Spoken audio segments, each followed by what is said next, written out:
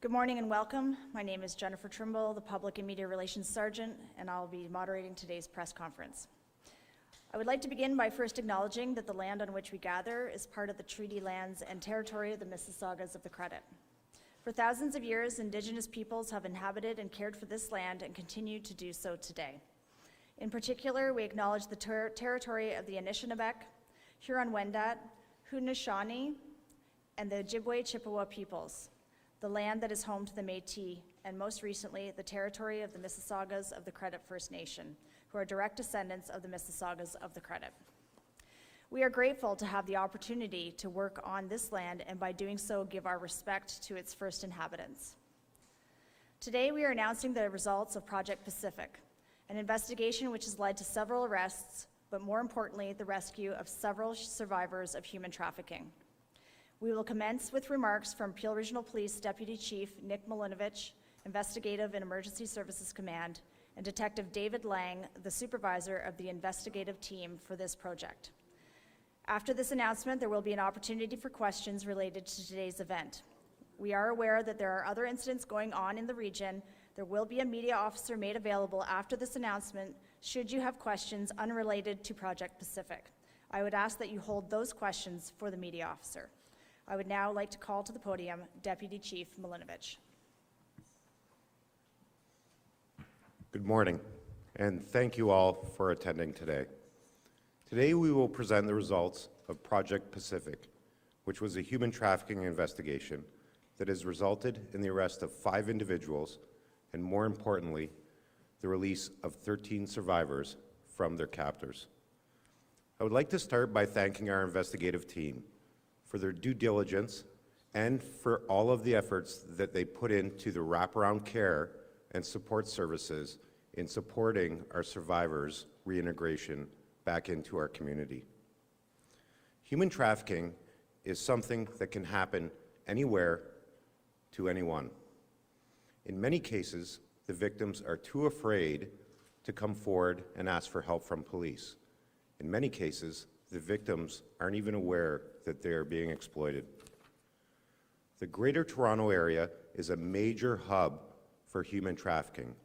Peel's location within the GTA has made this a priority for our community and for our police service, and we recognize the impact that this has on our community and the people that are affected by it. In response, we have a dedicated team of investigators, experienced investigators, who maintain partnerships with community service providers so that they can provide the type of support for survivors as they have in this case.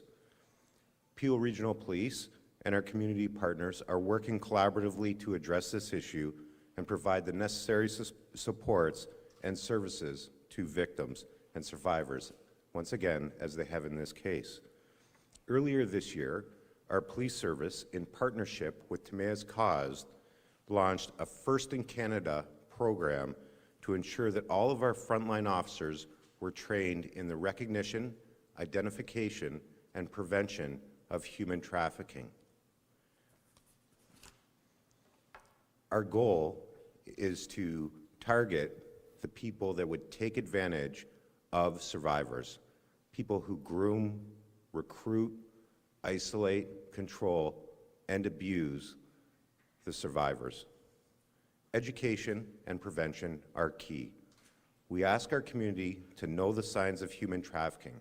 Resources are available online and on our website to help you identify signs such as isolation from friends and family and being showered by expensive gifts and manipulated by people that they are connected with.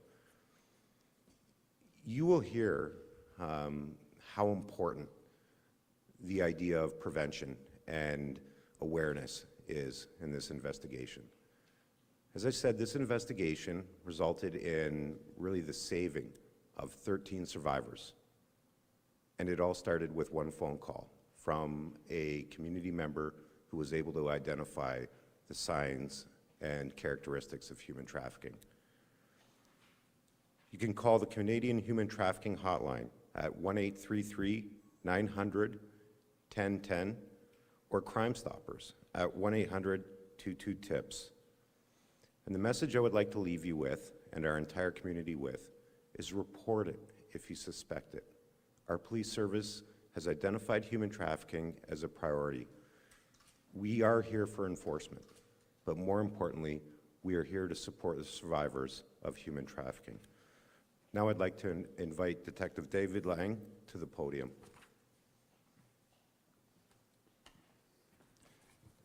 Thank you, Deputy Chief Milinovich. Good morning.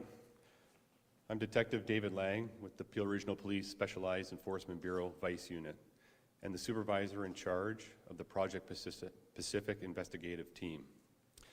I'd like to start by recognizing and thanking the investigative team for their hard work, dedication, and professionalism, which resulted in the successful outcome of this challenging and complex investigation.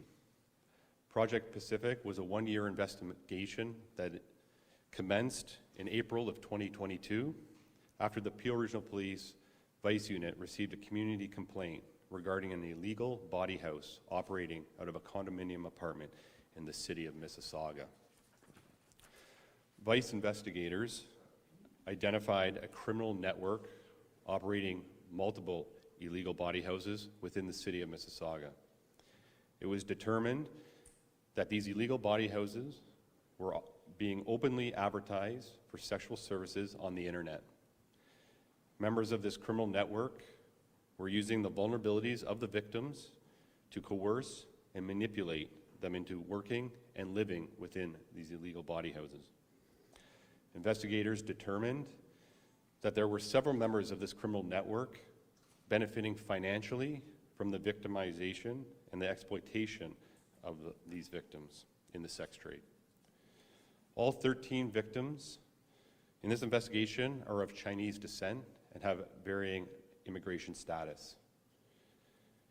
One thing that all these victims had in common was that they came to Canada for a better life. However, 12 of these victims were recruited domestically. This investigation has led to the arrests and charges on the following individuals. Liang Negay, a 59-year-old female from Milton, has been charged with exercise control, direction, or influence, derive material benefit from sexual service ×3, communicate for the purpose for consideration for sexual service, trafficking a controlled substance, cocaine ×4, and possession for the purpose of trafficking cocaine ×2. Yu Hobley Lan, a 63-year-old female from Mississauga, has been charged with exercise control, direction, or influence, derive material benefit from sexual service ×3, possession of a controlled substance, cocaine. Yan Yan Zhang, a 39-year-old female from Markham, has been charged with communicate for the purpose for consideration for sexual service ×6. Kwai Lin So, a 55-year-old female from Mississauga, has been charged with communicate for the purpose for consideration for sexual service and possession for the purpose of trafficking cocaine. Also charged, but not pictured here, is Iman Hanrahan, a 71-year-old male from Mississauga. He has been charged with possession for the purpose of trafficking cocaine. Investigators anticipate additional charges to be laid against members of this criminal network for their financial gain and exploitation of the victims identified. And as we continue to gather and review the abundance of evidence seized throughout this investigation, I would like to thank our law enforcement partners for their assistance in Project Pacific. Like Peel Regional Police, all of the agencies that assisted understand the significant impact that human trafficking has within our communities. Using a victim-focused approach, investigators worked effectively with our community partners to ensure the appropriate supports and services were provided throughout this investigation to our victims. As we believe there are additional victims and witnesses, we ask them to come forward and contact Peel Regional Police, the Canadian Human Trafficking Hotline, or Crime Stoppers. This concludes my update into Project Pacific, and I'm happy to answer any questions at this time.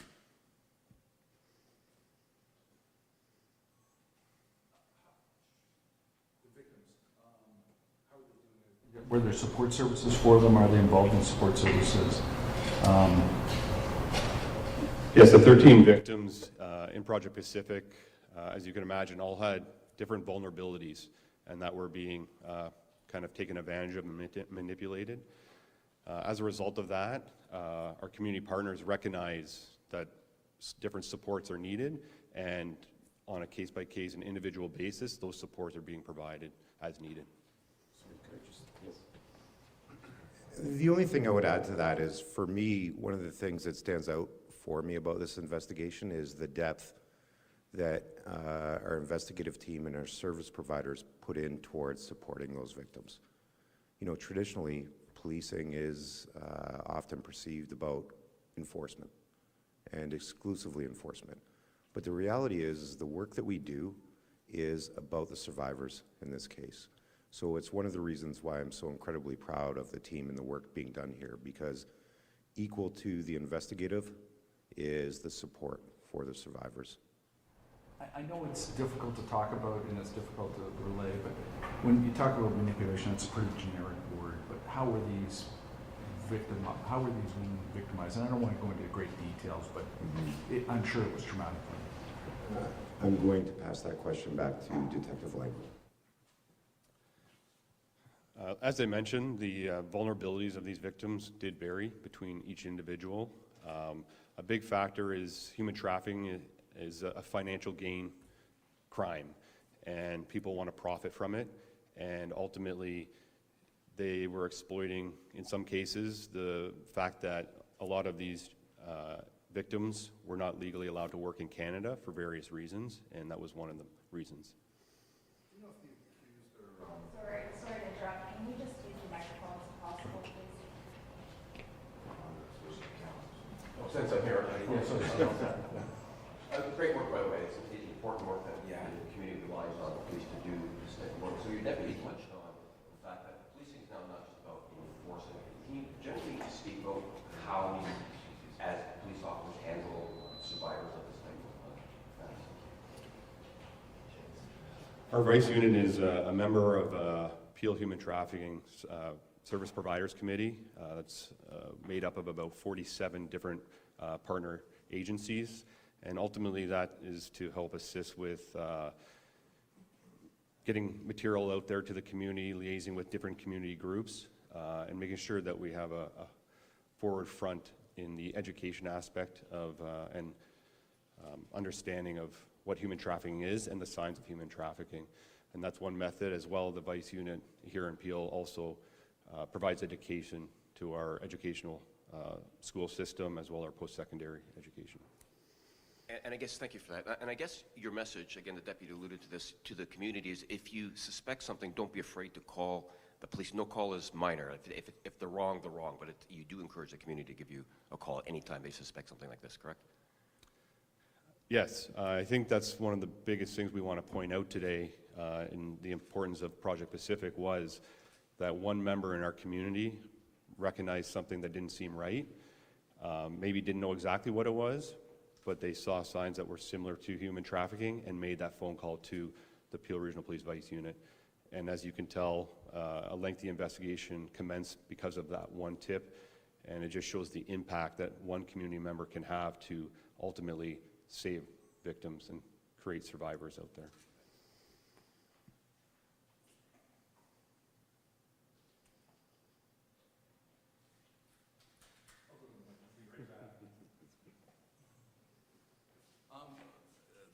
Because of the financial crimes, there's also vehicles involved and other assets involved, houses, condos. Also, there's businesses that turn a blind eye, I guess, when this happens. Are any of those institutions or assets being investigated or seized? As you can imagine, there's a large amount of evidence that we've gathered throughout this investigation, and we continue to receive. There's a lot of financial records as well as electronic devices that still have to be analyzed. And ultimately, through that, we're looking to identify and hold accountable anyone that profited from this. And if that turns into a seizure of property or money, then that's where the investigation will take us.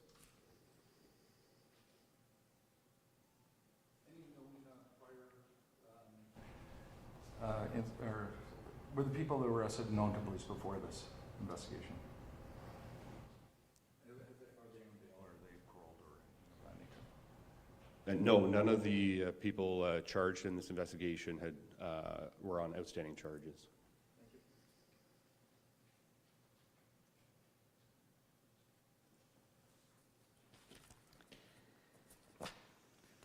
Thank you for joining us. This concludes today's press conference. A media release will be issued shortly, and a full video of this conference will be made available on the Peel Regional Police YouTube channel.